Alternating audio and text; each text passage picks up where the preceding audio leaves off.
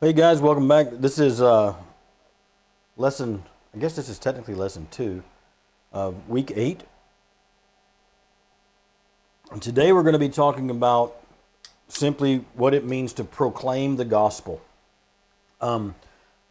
Some messages, that we have are just too important to keep to ourselves. Things like we announce births, we announce engagements, promotions, wins. We even talk about restaurant recommendations and where to go eat. And like today, weather warnings. But there's one message that's the message that literally and simply rises above them all. And that's the gospel of Jesus Christ. In the last lesson, lesson 8, we saw that Jesus didn't just suggest that we live quietly with private beliefs. He actually commanded us to go and make disciples. Today in this lesson, we're going to focus on the next logical step.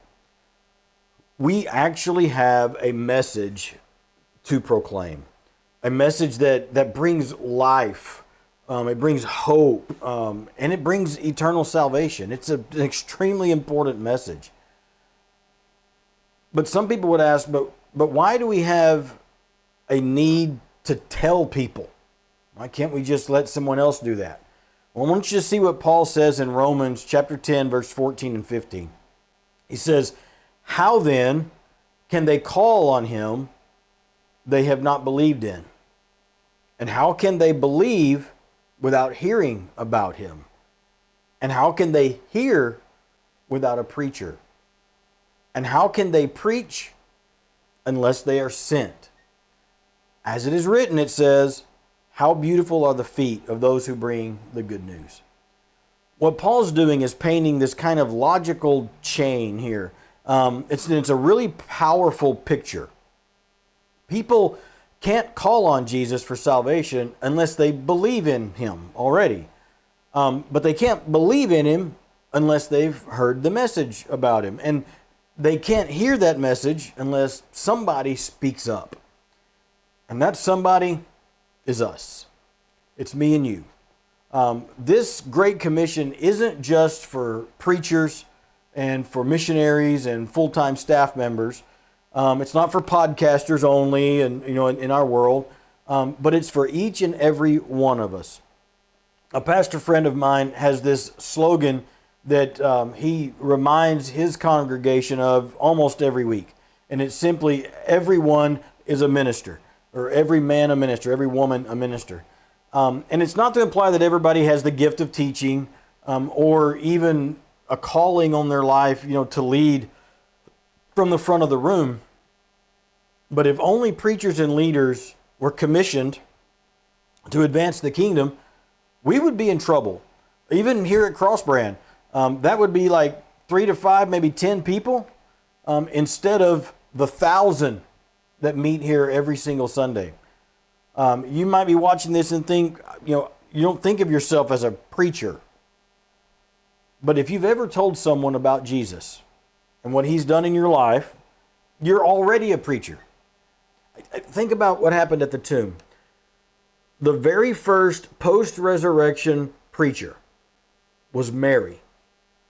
Because Mary, as went and was told by the resurrected Jesus, I'm going to step over my words here, to go and to tell the disciples that he had risen, the tomb was empty. And Peter really brings this home in a really personal way in 1 Peter chapter 3 and verse 15. He says, "But in our hearts regard Christ the Lord as holy, ready at any time to give a defense to anyone who asks you for a reason for the hope that's in you." We are not called, we are called, let me say it better, we are called not just to proclaim a message, broadly with broad strokes, but we're to be ready individually at any time to explain why we live and believe the way that we do, why we have hope in this broken world, and why Jesus is worth trusting. Notice that the starting point there in his thing is worship. He says, in your hearts, regard Christ the Lord as holy. We've talked a lot in this class about the state of our hearts. When Jesus is central in your life, people will notice. And when they do, we don't need to panic or give them some big theological dissertation. We simply need to be prepared to give an honest, humble reason for our hope that comes in us. Next week, we're going to get into the very nuts and bolts, or maybe in 2 weeks, of practically how exactly to do this. I said 2 weeks, I meant later in this lesson.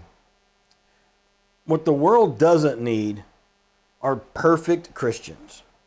But what it does need are authentic, real ones, real Christians who can speak plainly about the mercy and about the truth of Jesus. I like what Paul said to Timothy in 2 Timothy 4 and verse 2. He says, preach the word. Be ready in season and out of season. And then he tells him what to do. He goes, correct, rebuke, and encourage with great patience and teaching. This one is from Paul's final charge to Timothy, sending him out. And it's a very strong, kind of urgent and timeless message I think he's giving to us as well. To simply preach the word. Not our opinions, but just what is it that Jesus said in his word. We're supposed to be faithful to the message of Jesus and what he's done for us. Again, preaching in this context doesn't necessarily mean standing up in front of the congregation. This is you and I telling our story of what God's done in our lives, our faith story. He says to be ready in season and out of season. And all that simply means is just be proactively ready. Ready for when it feels easy, ready for when it feels awkward. But it means you've planned it. And when you've gotten gospel moments that come up, they don't always come with this advance notice that it's coming. That's why we have to live ready. I have a good friend who always says, don't get ready, be ready. But don't forget the spirit in which we share all this thing, not like the capital S spirit, but what's the word I'm looking for? But the attitude. He says we're told to correct, rebuke, and encourage, but we're to do it with great patience and teaching. I know we've talked about the gift of patience, but what you have to understand is the way that we speak to people matters.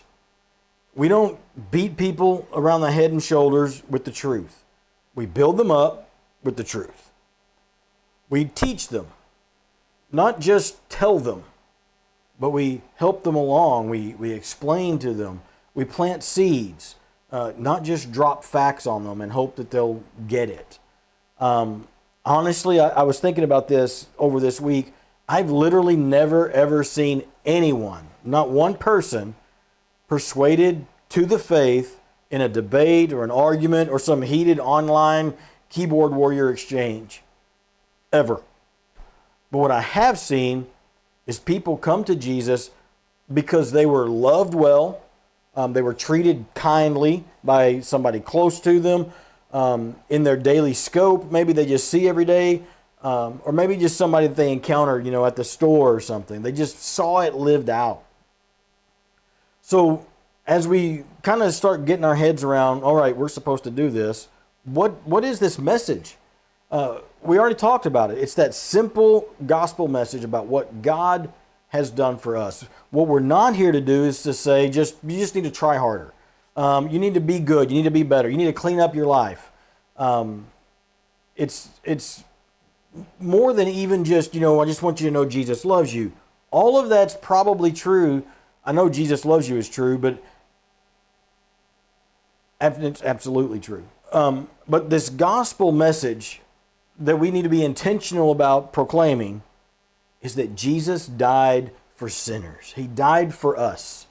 And he died for them, the people that we're talking to. The gospel is he was buried, he rose again, and he ascended to the right hand of God. He's alive, and he's reigning over a kingdom that's presently here, right now, and available.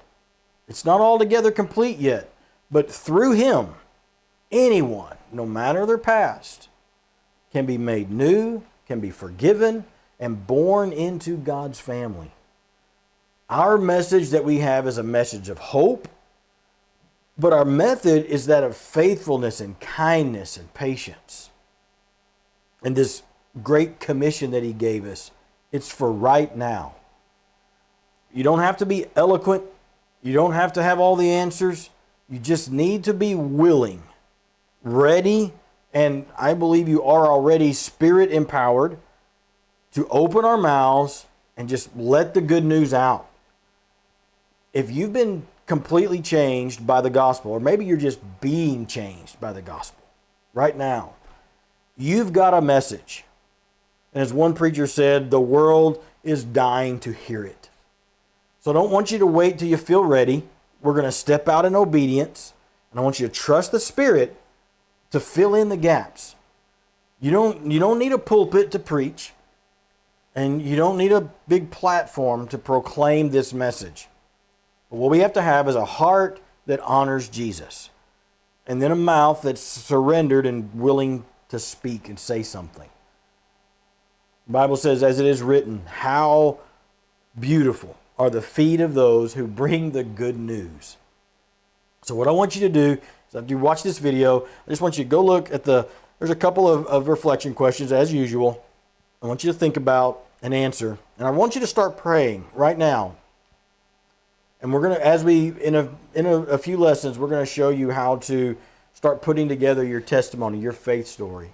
I want you to start praying now that God would guide you and give you the words that you need, that you have. They're in your voice. It's your story about what God's doing. Just start praying now, so in a couple of lessons, when we get to that, your heart and your mind will be ready to go. I'll see you in the next video.